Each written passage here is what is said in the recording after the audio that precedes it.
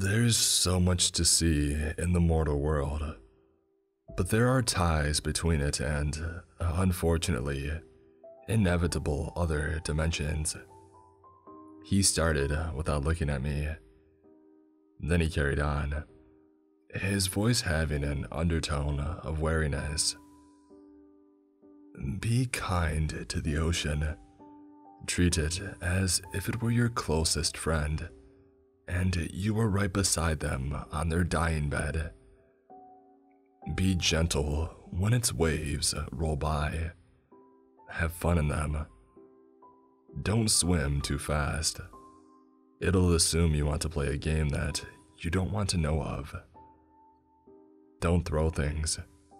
It might be small objects considering just how huge the mass of salty water is. But trust me on this one. Don't kick the sand.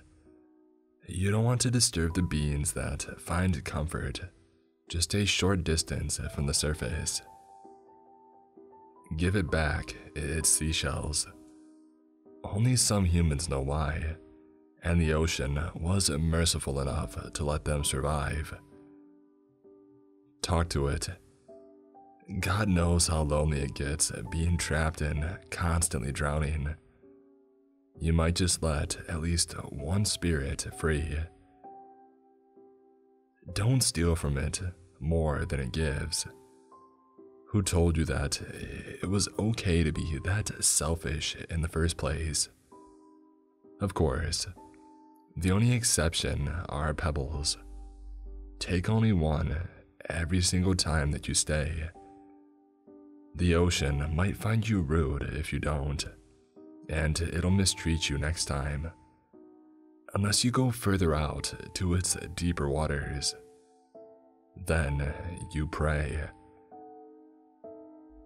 Don't confuse the life it hosts as the ocean itself, but that doesn't mean you should mistreat the things it sees as children either.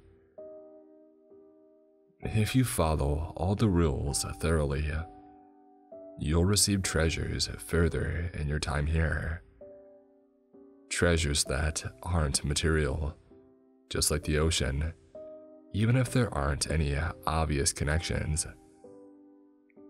The ocean teaches you patience and value, if you care enough to live. He paused for a second time, shuffling around the room slightly. A small glimmer of fondness in his eyes appeared as he carried on. Be carefree around the mountains. Treat them as if they're your friends from childhood, yet you still care for them as much as you could back then. Don't dig into the rocks farther than you need to hold on. They know they can be steep, but it doesn't give you the right to hurt them. Don't steal the rocks they keep atop them. You wouldn't want multiple hairs of your own plucked out randomly. Listen to the breeze. It whistles a unique tune for every soul that visits. Sing back to it. Don't be afraid to be loud. If it's too quiet, hum first, and it'll repeat the melody back to you. If there's snow, be gentle when tossing it back to the sky. The mountains, like these small flakes of white, just like we do. If there's too much snow, too much wind, too much sound all at once, does the snow look fake? Of course it is. That isn't snow. That's the bones of whoever dared to step foot out of bounds. And it's your turn to pray. Run. If it's a peaceful trip, look around as much as you can, if you have sight. Take note of everything you hear, if you are able. Take extra time to feel the mountains, if you have touch. When you are back down to the level of land that you're used to, take one last look, the longest out of all when you lingered on the top. It's a common wonder you'll want to remember. The mountains teach you how to smile again, and that it's going to be okay. He finished with a small smile tugging at his lips, taking a moment to reminisce. Glancing in my direction, but not directly at me, he opened his mouth as the glimmer was replaced with a subtle glare. Be careful in the forest. Treat them like they are a possession that's haunted, because that's exactly what they are. No matter how spread out the trees are, none of them in an area large enough to be considered a forest. They aren't innocent. Never stomp on the grass. The ground doesn't take more treading than it has to. Never carve anything into a tree that you didn't nourish yourself. They don't owe you anything, nor will stand pain. Don't take more berries than you need to. The forests don't tolerate any amount of loss. Don't climb fragile trees. They're too young. Don't climb rotten trees. They're already dead. Give them peace. If you want to climb, find the steadiest tree with the least sinister aura. There are rare ones that are willing to show you their world. Forests don't host animals. They tolerate them because they are selfish and can show them off as possessions. If you ever come across an abandoned staircase, no matter how sturdy or new or welcoming it looks, do not climb it at all costs. If you are foolish enough to climb, don't even bother praying.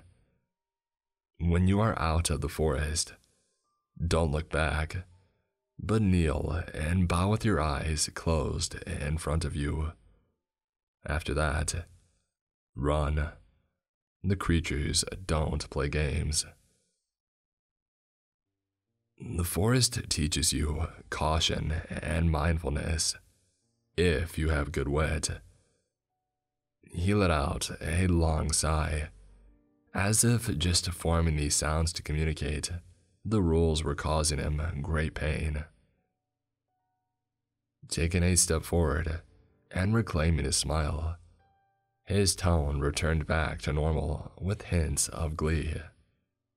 Be selfish with the fields.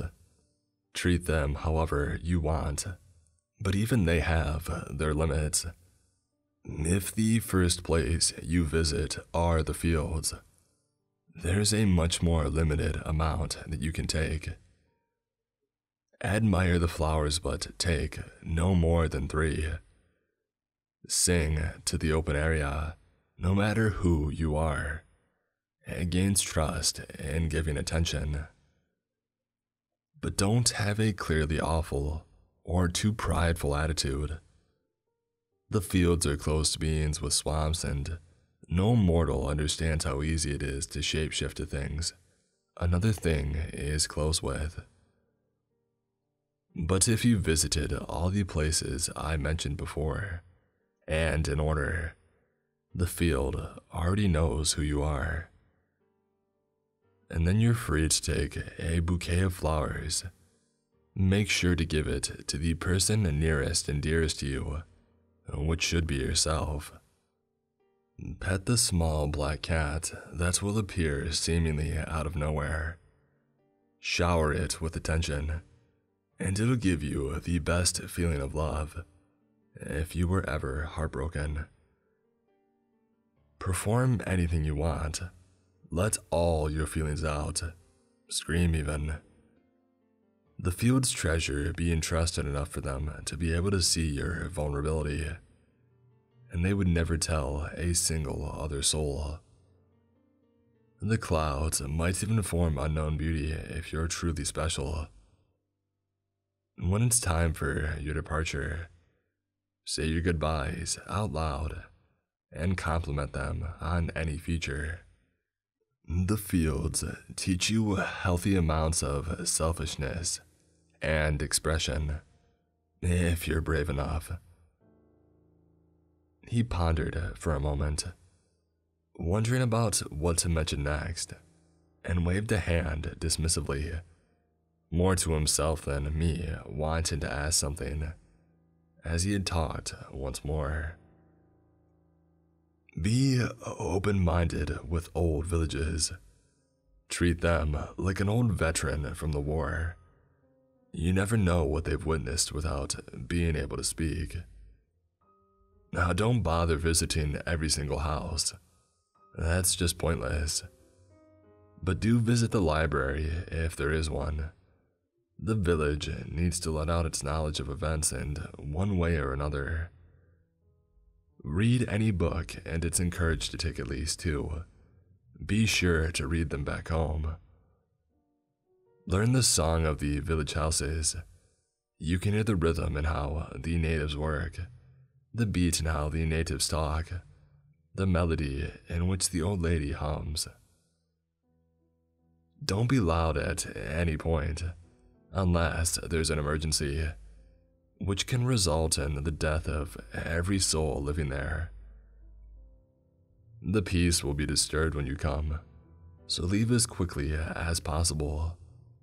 A week should be more than enough. Don't take any pictures. Ancient beauty wasn't structured nor is capable of being captured by new technology. You need to be able to feel it, to see it. Speak only when spoken to, unless you need directions. If you look out of your window at night at the cabin meant for visitors and see a tall, feminine figure dressed in white, then I suggest running. She is not the collector of souls, nor the embodiment of death, but I wouldn't want to test your luck by any measure. If you leave, do so abruptly. That way, the peace can be restored much quicker. The villages teach you peace and order, if you seek closure. He moved to sit on my desk, his eyes looking around the room before settling on gazing outside the window.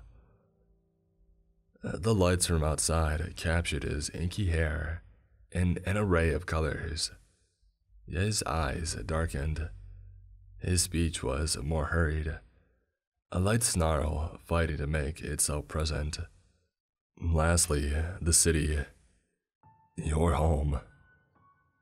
Treat it like you always do. Throw trash at it like it doesn't leave a burn on its spirit. Get in verbal or physical fights like it doesn't make its heartache. Neglect yourself because of the society that proves itself to be not worthy of existing every second.